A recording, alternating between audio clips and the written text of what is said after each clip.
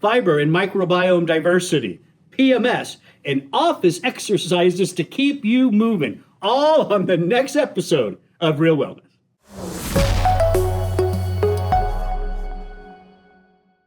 Fiber and microbiome diversity. Fibrodiversity.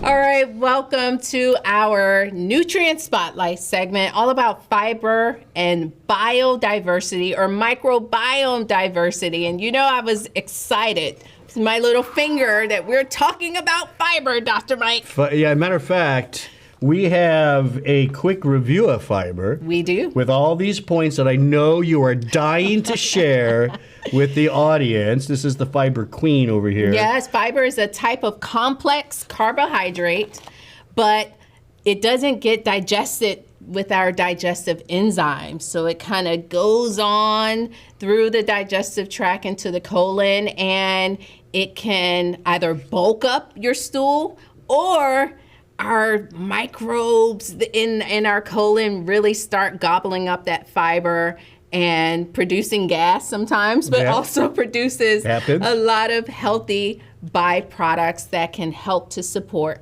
overall health.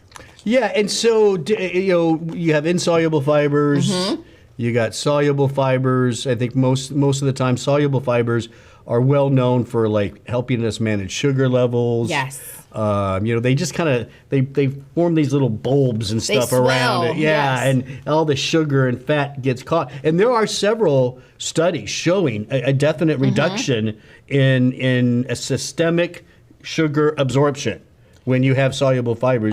And cholesterol. And cholesterol. Dr. Mike. Insoluble, those are the bulk ones. Oh, yeah. So that's your brand. I always say, just if you see brand, that is for sure. That's that hard outer covering on your grains that most people in processing get rid of that. Especially if you're having like the white pasta or the white rice. But we want that brand. A little bit. Not too much. 28 grams a day. Is that what you think? Is that really that's what's recommended? Well, there's a variation in women and men, but that's a good kind of common space. And how does that? Do you know, or does it matter? Is that mostly insoluble? You know, the recommendations are just 5. It becomes too complicated when we start saying this much soluble, this much insoluble. It's too complex. Yeah, it was funny. I saw this show once a long time ago, and they were like talking about some indigenous people in this one area, and they eat like 60, 70 grams of fiber a day because they're munching on berries and leaves and stuff all day long. And I was like, Dr. Krista would like this. Oh, yes. But, you have to work your way up to those higher amounts of fiber. For sure. Don't start at 60. Please don't. You're gonna call her.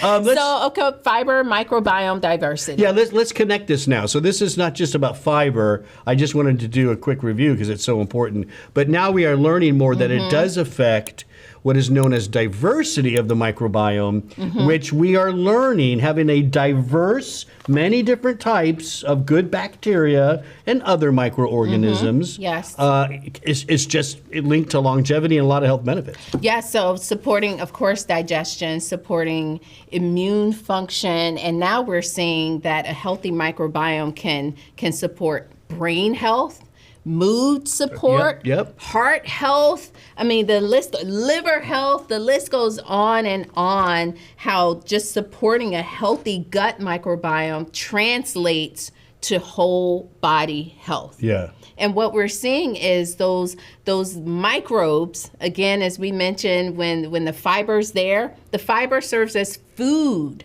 for the microbes there. And when those microbes consume the fiber, they have a byproduct. Short chain fatty acids are produced. It improves the pH in the digestive tract, and the list goes on and on. Yeah, it could even influence not just mood and all that, but how you absorb sugars and fats and all this kind of stuff. But I know when it comes to calculating your total fiber intake a day, we don't worry about soluble, insoluble so much. It's 28 grams, like you said. But when it comes to diversity, Yeah. have they pinpointed which might be better? Oh, good question. Yeah. So in this case, you want to focus on your soluble fiber. There you go. That's the type of fiber that the microbes really like to use for food. Yeah. And that's going to be oats, Oats. fruit. Fruits, Believe it or not, yeah. that there are people who they're trying to eliminate fruit for their blood sugar. No, have your fruit. Just make sure you're not having the fruit juice. Yeah, whole fruit. Whole fruit, your apples, your oranges, your bananas. Yeah. Bananas have lots of fiber and prebiotics. And so, yes, it's going to be the soluble fiber that's going to be kind of on the front line supporting microbiome diversity. If you do an add-in rather than food, food first, 100% food first, but if you're doing an add-in, the soluble fibers will say things like maybe glucomannan, Yes. psyllium husk. Psyllium husk. And there's maybe a couple other, but those are what you want to look for on those add-ins. Yes, All that's right. right. So if you would like more information, head over to lifeextension.com/fiber. And there's a blog that goes into details on when to take fiber supplements. Again, that's at lifeextension.com/fiber. And stick around for our next segment, Health Watch, all about PMS. Our Health Watch today is all about PMS. Millions of women suffer from this, but we have solutions.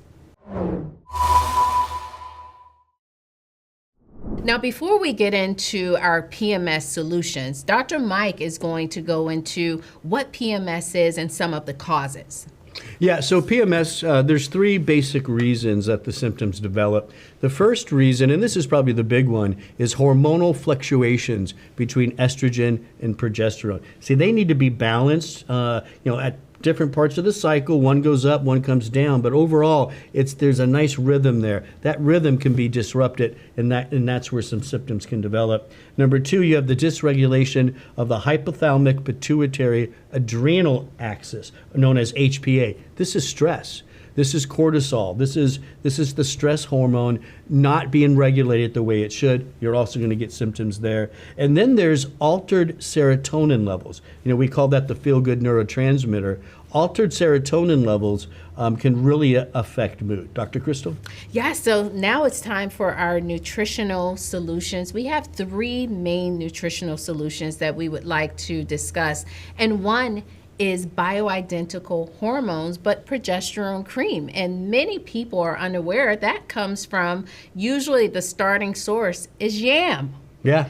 And the yam can be used, it has a chemical that is very similar to progesterone that you find in your yam, and it can be used to create an identical or bioidentical progesterone cream, and that can be very helpful to take that usually a week before your menstrual cycle is scheduled to start. So of course you would want to make sure you have a tracker tracking your cycle, and then a week before add in some progesterone cream, and that can help to manage some of those symptoms.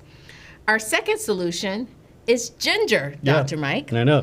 And ginger can be helpful for some of the nausea that can occur. It also has an anti-inflammatory effect. So we're looking at 100 milligrams twice a day for ginger. And there was one more, Dr. Mike, you wanted to talk about?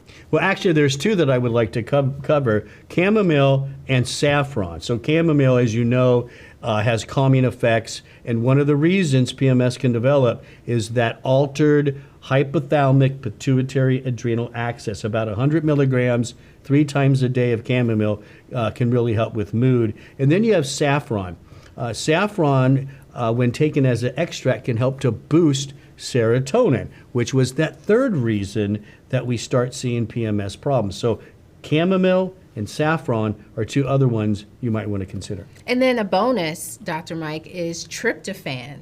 Tryptophan is a precursor to serotonin production in the body. And hey, maybe during this time, it's okay to have a little extra carbs that can help with serotonin. We have to pull out all the stops to try to manage our PMS symptoms, but just keep in mind that these nutrients, you want to take them on a regular basis. Don't wait until you're having the worst cramps that you've ever experienced in your life. You want to make sure your regimen is filled with anti-inflammatory nutrients and just really calming nutrients that can help to balance your adrenals. And if you would like to learn more, head over to lifeextension.com/PMS, where we have a protocol that highlights the nutrients that we covered today and many more. And stay tuned for our next segment, Power Moves, exercises that you can do in the office. Sitting is the new smoking, so you should stand up even when you're at work. So let's see what Dr. Mike's doing in his office. He's sitting, but whoa, he's on a ball. That's a great way to kind of keep yourself moving when you're in the office. You can sometimes pause on the ball and do a few crunches, maybe hold on and do some leg lifts when you're in the office. But I have a few other things that you can do, Dr. I really Mike. feel this in my legs right now. Oh, you do? Yeah, what other things can you do? Oh, okay. So stand up. We can put the ball to the side, but you can have a partner, right? And you can do some squats in the office. You can use your desk. Let's do some push-ups. You're right there. I'll go right here. Yeah, push-ups from your office. Get those elbows in. That's actually pretty good. Yeah. You can do some push-ups in the office. You can always do just some squats on your own. If you have balance problems, hold on to the wall. How about some calf raises? Yeah, that's what's helping to push the blood up to your heart. Let's see, what are some other things? You could just dance too. And you can say, Dr. Mike, let's go for a walk. Oh, right. Come on.